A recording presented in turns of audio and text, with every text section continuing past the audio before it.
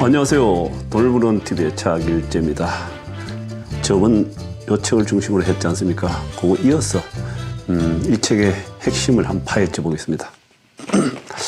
네, 오늘 이 주식 시장의 정초 처음 날인데 이걸 보면서 돈이 얼마나 많은지, 지금 제가 하고자 하는 것도 역시 마찬가지입니다. 상기 신도시에서 보상금이 올해부터 한 50조가 풀리 나온다고 그랬지 않습니까? 그리고 오늘 아침에 경기신문을 보니까 주식 대기 자금이 한 120조 개인이 이렇게 있다는데 돈이 갑자기 어디서 나오는지 어마무시할 정도입니다. 또 금년 하반기부터 본격적으로 대선 내년에 대선이 있지 않습니까? 그거로 인해 가지고 전초전이 될 겁니다. 상당히 움직이겠다. 그리고 돈이 시중에 많이 풀리겠다. 지금 그러다 보면 부동산을 자극하고 땅을 자극하고 주식을 자극합니다. 사실 주식이 작년 말부터 금년 지금 오늘까지 이렇게 움직이는 걸 보면은 그 대선 자금을 모으기 위해서 대선 자금이 일로 들어가 있다. 이렇게 제가 오랜 경험으로 보면은 그렇게 느껴집니다. 참 대단합니다. 어째 보면 진짜 눈만 크게 뜨면 다 돈이구나. 물반 고기반 그런 생각이 듭니다. 토지 보상금이 50조 풀리 나온다 그랬지 않습니까? 올해부터 예정으로 좀 빨라집니다. 상기신도시가. 그렇게 되면은 그 인근에 있는 대토부지 그 답, 예? 농림답이 먼저 거래가 팍팍 일어나면서 많이 팔립니다. 그러면서 가격이 자꾸 뛴다 보면 됩니다. 그리고 그 상기신도시 내에 있던 공장이라든지 창고라든지 작업장 또 살고 있는 사람들이 그 인근에 그 관리지역 땅을 사가지고 창고를 짓는다든지 작업장을 만들고 다 나가게 되어 있습니다. 그러다 보니까 그 땅들이 움직입니다. 가격이 작년에 보니까 뭐 그렇게 비싸지 않아요. 창고 부지 같은 경우 예를 보면은 한 500만 원, 600만 원 안쪽이었는데 지금 보니까 한 800만 원까지 올라가 있습니다. 왜? 얼마 전에 매스컴을 보셨죠? 뭐 GTX가 들어간다, 전철이 들어간다 이래 보니까 가격이 천정부지 되었습니다. 또 신도시 그 초입의 흔집들, 건생 대지들이 한 여름에는 보니까 평당 한 800만 원 정도, 가을에 오니까 한 1000만 원 정도 하더라고요. 근데 지금 보니까 얼마 됐냐면 1300에서 한 1500만 원까지 고가였습니다. 또 그것만 있는 게 아닙니다. 얼마 전에 서울 문산간 고속도로가 개통했지 않습니까? 그 곳곳에 이제 인터체인지 주변 그 창고 부지 이런 카페 할 수 있는 자리 이런 걸 제가 또 시장 조사를 계속 해왔거든요. 해보니까 그 개통하기 전에는 약 한 인터체인지 나와가지고 1km에서 한 3km 정도 전방에 임야 그런 게 창고할 수 있는 관리지역 임야가요 한 40만 원대 이렇게 했었습니다. 근데 지금 어떻게 다 100만 원 다 넘습니다. 100만 원 다 넘어서 그 결과적으로 우리가 모르는 사이에 아파트만 올라가는 것이 아니고 땅도 무섭게 올라가더라. 자, 아까 먼저 말씀드렸죠. 지금 주식 자금, 대기 자금도 120조, 토지 보상 50조, 내년에 대선이 있다. 뭘 말할까요? 이 책에 제가 인생은 땅 한 방이라고 얘기해놨지 않습니까? 인생은 땅 한 방, 그대로 땅 한 방으로 결정날 수 있는 적경지역까지 이렇게 참 핫할 수가 있겠다. 그러니까 여러분들도 이제는 그냥 있지 말고 좀 더 디테일에 들어가서 관심을 가지게 되고 실행에 옮기게 됩니다. 공부하지 않으면 됩니다.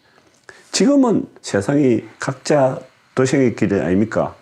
정말 일만 열심히 한다고 일만 열심히 해서 직장에 열심히 다니고 해가지고 모아가지고 집 사고 땅 사고 뭐 하던 시대는 완전히 지나갑니다. 국가적으로 이렇게 만들고 있고 또 코로나가 그렇게 만들고 있고 비대면 시대에 점점 갈수록 아마 그런 시대로 갑니다. 그렇기 때문에 눈 크게 떠야 되고 좀 귀는 열어야 된다 이렇게 보입니다. 자, 오늘 공부를 해보겠습니다. 오늘은 저번 이어서 한 4탄으로 이렇게 들어갑니다. 자, 질문 한번 읽어보겠습니다. 보유하고 있는 내 땅을 팔으라고 부동산 중개사로부터 계속 연락이 온다면 먼저 내 땅 주변에 무슨 일이 일어나고 있는지 파악하라. 그 첫 번째 첫 번째다. 그 다음은 모든 변화를 확인하고 난 다음에 팔든지 결정을 하다. 그러니까 내가 우연찮게 땅을 언젠가는 사놨는데, 집을 좋은 거 사놨는데, 중개사로부터 뭐 그거 크게 별 볼일 없으면 팔아보시오. 팔아버리시죠. 이렇게 연락이 오면, 아, 그 주변에 뭔가 새로운 일이 발생했구나, 생겼구나. 길이 열린다든지, 아니면은 그 주변에 크게 뭐가 들어온다든지, 이런 경우가 왕왕 있습니다. 그러니까 그걸 먼저 파악하고 난 다음에 팔든지 어떤 결정을 해도 늦지 않다. 이렇게 내용이 되었습니다. 자, 다음 질문요. 땅은 겨울에 사는 것이 좋고 파는 것은 봄에 좋다. 이렇게 해놨습니다. 자, 땅을 사고 싶을 때 여유자금이 조금 있을 때는 땅을 사고 싶으면 땅을 쭉 다니면서 계절을 택한다면 겨울에 사는 것이 훨씬 좋습니다. 왜냐?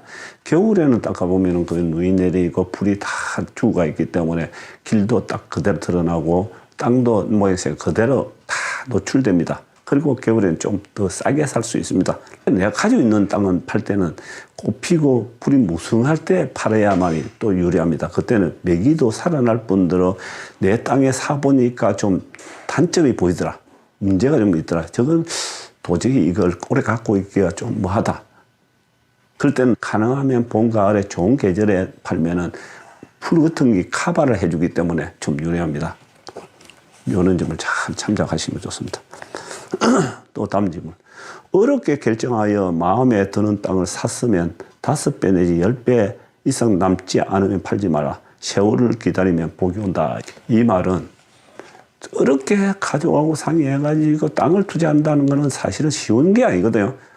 많은 고민 끝에 결정해서 사인하게 되는데 그런 땅을 1년이나 2년, 3년 이렇게 가지고 있다 보면 주변에서 뭐 이렇게 그걸 거기에다가 뭐 된 캠핑장을 만든다든지 아니면 카페를 만든다, 창고를 만든다. 그럴 때는 5배, 10배를 질러라는 얘기입니다.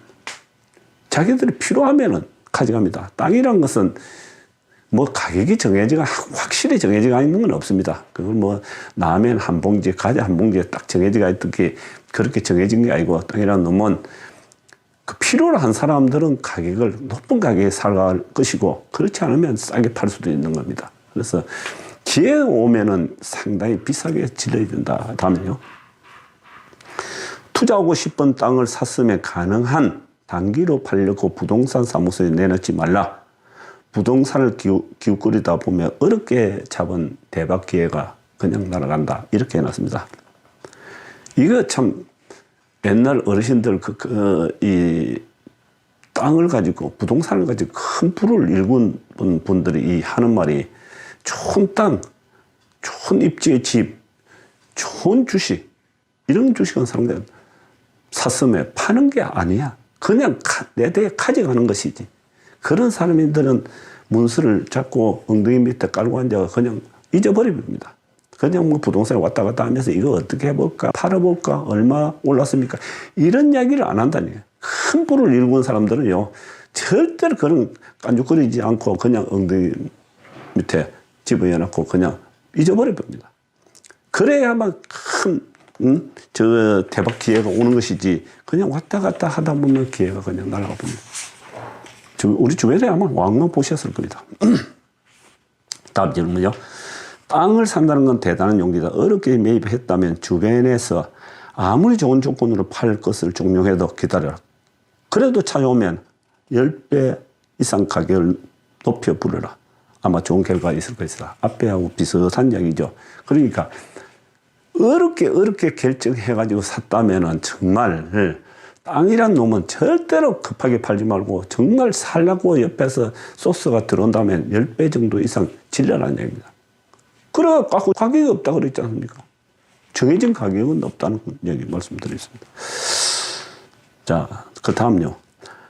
땅은 못 팔까봐 걱정할 것도 없고 또한 그 땅을 못 살까봐 걱정할 필요도 없다. 무리해서 팔면 무조건 손실이 크다. 사고 싶은 땅도 서두르면 생각지 않은 무리수가 생긴다. 좋은 땅은 순리대로 가야 된다. 이렇게 해놨는데요. 땅을 가지고 있는데 경기가 나쁘고 아주 부동산이 이제 폭락한다는 얘기가 계속 돌고 있다. 그러면 도저히 팔아버려야 되겠다. 이런 생각이 들 수 있지 않겠습니까?